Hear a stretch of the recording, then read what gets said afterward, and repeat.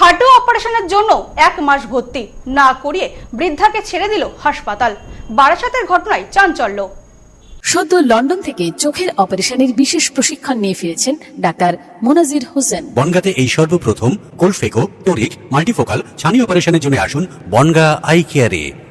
মধ্যমগ্রামের বাসিন্দা ৮০ বছর বয়সী স্বপ্না চক্রবর্তীর হাঁটুর অস্ত্রোপচারের আশায় গত ৮ই জুন বারাসত হাসপাতালে ভর্তি হয়েছিলেন।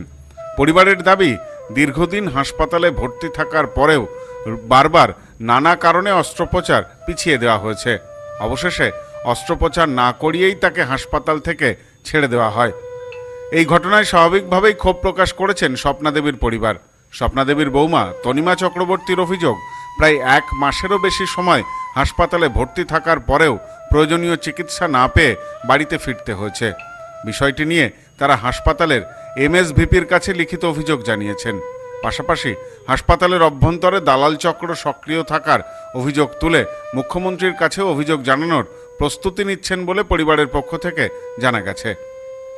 পরিবারের সদস্যদের দাবি, বারবার আশ্বাস দেওয়া হলেও অস্ত্রোপচারের নির্দিষ্ট দিন জানানো হয়নি। ফলে চিকিৎসার অপেক্ষায় দীর্ঘ সময় হাসপাতালে কাটানোর পরেও কোনো সমাধান মেলেনি। ওটি করা হবে, তো আমাদের খবর দেওয়ার পরে আমরা বাড়িতে এসেছি, হসপিটালে আসলাম। হসপিটালে আসার পরে পেশেন্টকে আমাদের সামনে ওটিতে ঢোকানোর পরে 4.5 ঘন্টা পেশেন্টকে ওটিতে রেখে ওনারা 4.5 ঘন্টা পরে পেশেন্টকে ওটি থেকে বের করে বলছেন যে ওনার অপারেশনটা করা যায়নি। আমার কথা হচ্ছে সেইটা, এখানে একটা বড় সড় রকমের, শুধু তাই না, আর একটা কথা বলি, যেদিনকে অপারেশনটা হলো না ঠিক সেই দিনেই কোনো একজন এখানের, আমি ওনার নাম বলবো না, উনি আমাকে বলছেন যে আমার কাছে টোটাল সমস্ত ডকুমেন্টস আছে, আমি স্বাস্থ্যমন্ত্রী থেকে শুরু করে মুখ্যমন্ত্রীর কাছে আমি এইটা সাবমিট করব, ঠিক আছে, আমার টোটাল ডকুমেন্টস আছে, রিটেন হোক অডিও হোক টোটাল আছে। তো সেক্ষেত্রে উনি আমাকে বলছেন যে এখানে অপারেশনটা হবে না। আমি বললাম যে দাদা কেন হবে না? তো উনি বললেন যে এখানে একটু প্রবলেম আছে, ওনার তো হলটার করবার দরকার আছে। বললাম তাহলে এত বড় একটা হসপিটাল, এখানে হলটার মেশিনটা নেই কেন?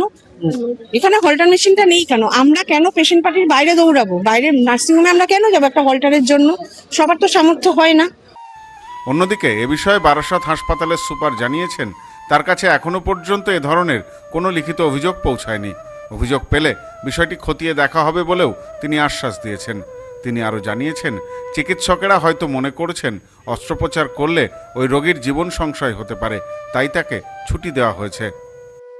হয়তো আমার কাছে এলে এবং সেটা নিয়ে আমি জানতে চেষ্টা করলে বুঝতে পারবো যে কি হয়েছে। এখন অবধি কিন্তু আমার কাছে অবধি কেউ পৌঁছয়নি।